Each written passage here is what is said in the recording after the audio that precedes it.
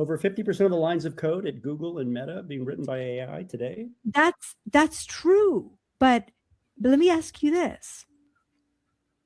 If AI can write your lines of code and my lines of code and your customers and your supplier and your competitor, what's going to make you you?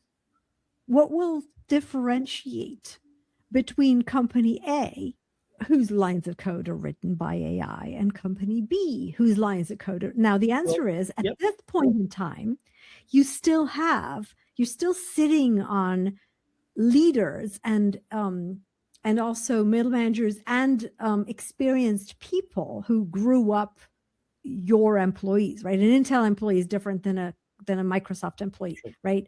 So we've still got those. And so I can still work with the vanilla AI to create lines of code that will be mine, that are different from yours. But if you take that, straight into the future, ultimately, and you don't hire the new people coming out of college, right? Because you don't need them, because code writes itself. How are you going to have the uniquely your value add person of 5 or 7 years down the road that will know how to work with the vanilla tools to create you versus me? Yeah. It just, ultimately, if we all use AI, we're all going to be wearing white t-shirts. And then one day somebody's going to make a pink t-shirt, and we'll be looking at that and say, wow, that's very cool. How'd you make a pink t-shirt? Well, I did not use AI, or I used it, in a different way. There's no way people don't add value.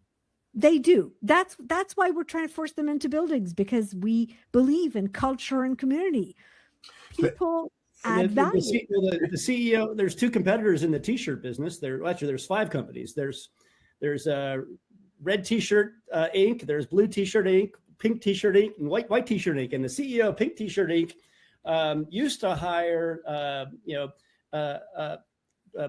used to hire humans out of fashion school to run the loom to create the pink yarn that they sold as pink t-shirts. But now that's been automated because they've got AI controlled looms. But yes, the CEO, the human at the top, is still creating a context for his or her business, which is, hey, we create pink t-shirts. So yes, humans steer the automation, but do we really not think that there aren't agentic functions that are replacing some of the foundation level production aspects, whether it's writing code or answering support calls? Absolutely. Absolutely. Yeah. I did not say that they're not. All I said is that once you release me from the ability to, in fact, you can go look at what happened to the large, even the big 5 financial consulting firms. They used to do tax and audit. And over time, they started realizing that tax and audit can get automated, right? So they kind of shifted into business consulting. Mm-hmm. And when you look at that, you start asking, so, it's that next shift, right? Because I think that, yes, the Pink Ink company, right? They'll release people into the ecosystem. And those people know how to make t-shirts, and they also know how to make pink. And so one of them can make a pink house, and another will make a purple t-shirt that doesn't exist, right? And another will go out and make pizza. It doesn't matter, but you've released available human resources into the ecosystem. Right. The assumption that the company owns them is the one I'm challenging, not the fact that AI will take over some of the work.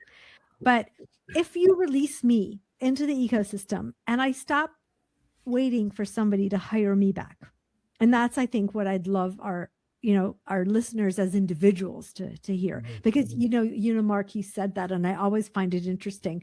As individuals, the future of less work resonates with us, because, I'm promising you to do less of what you want, less what you have to, more of what you want, and you say, yay. Then you put on your corporate hat. You say, oh, cool, I can't have that, right? Can't have that happening. So I think that's kind of the trend that we're going to see.